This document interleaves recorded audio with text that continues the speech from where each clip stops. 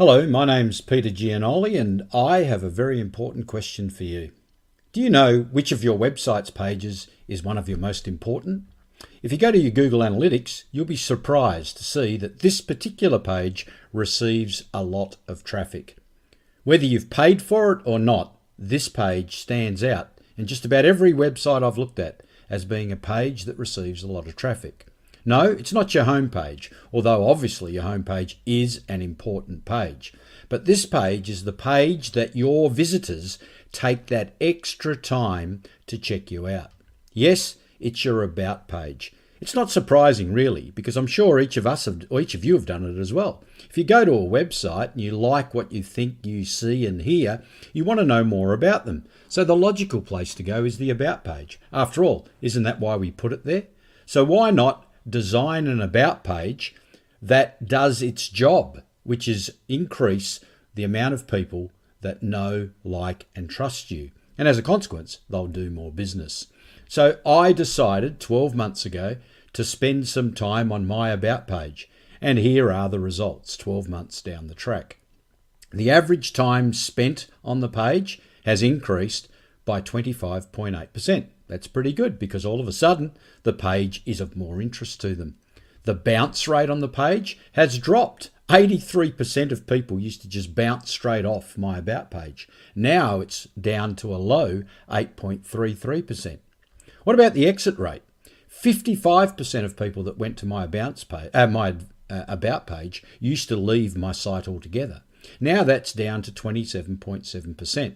More people are now clicking around my website as a consequence of having read what I had or have on the About page. But the big thing is I now have an increased number of opt-ins on my About page. 335% more people have opted in to the call to action that's on my About page than they did 12 months ago.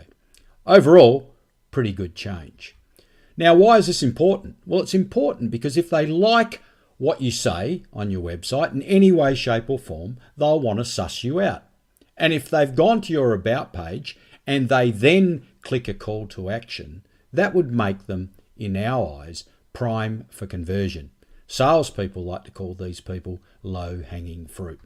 Salespeople love low-hanging fruit because they're people who know, like and trust you. So if they've gone to your website, gone to your About page and then taken the call to action, there's every chance they at least like you, they got to know you a bit better, and they're now starting to trust you. So here are 10 ways to make your About page as effective as mine. It's what I like to call a super About page. Here's item number 1. Write your About page in the first person. Make it sound like it's really describing you. Mine's as simple as, hello, I'm Peter Gianoli and I'm a sales and marketing strategist.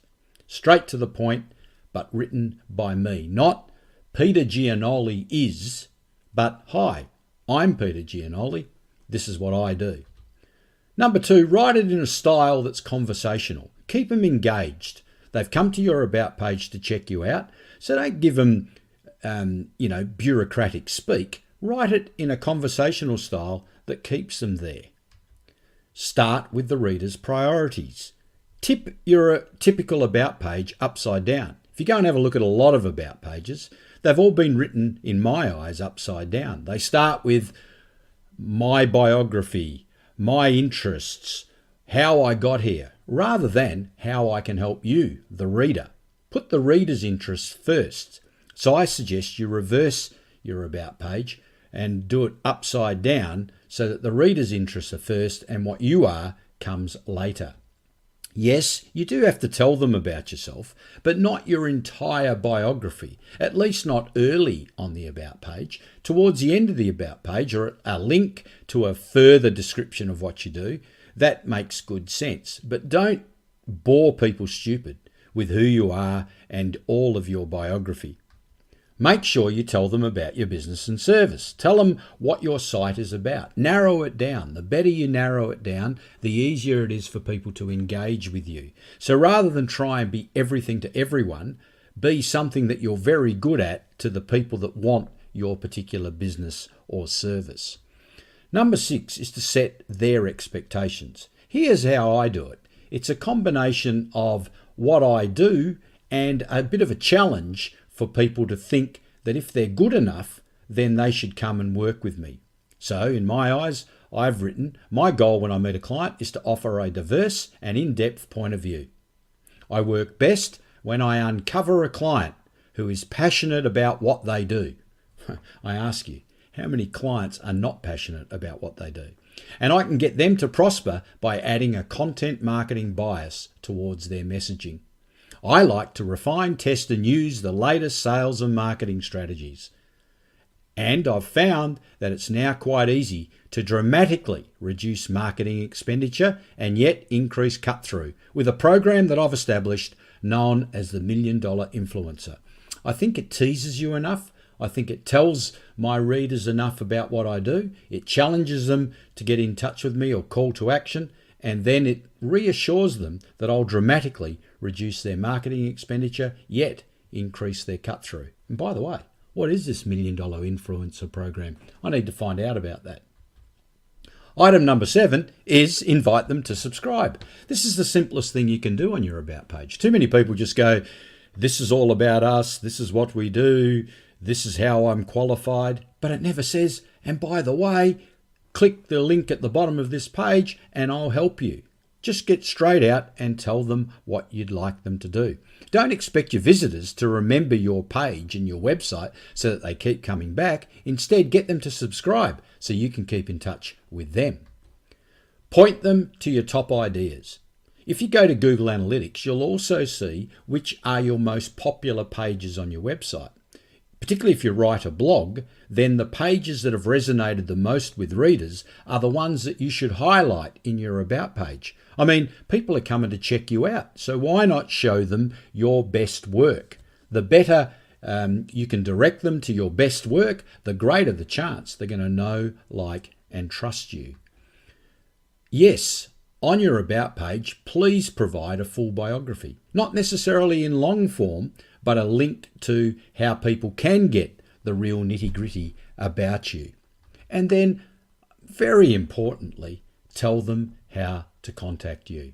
It's best to say something like, hey, love working with you. Why not see what I write on Facebook, Instagram, Twitter, whatever you like. Or better still, click the call to action at the bottom of this page and I'll send you my best stuff each and every time I produce it so that you get it hot off the press. Look, I hope that helps. Please focus on your About page. If you can get your About page resonating with your readers, you'll have a lot more people clicking your call to action. And when they click that call to action, they'll be hot because they know, they like, and now they trust you enough to give you their details.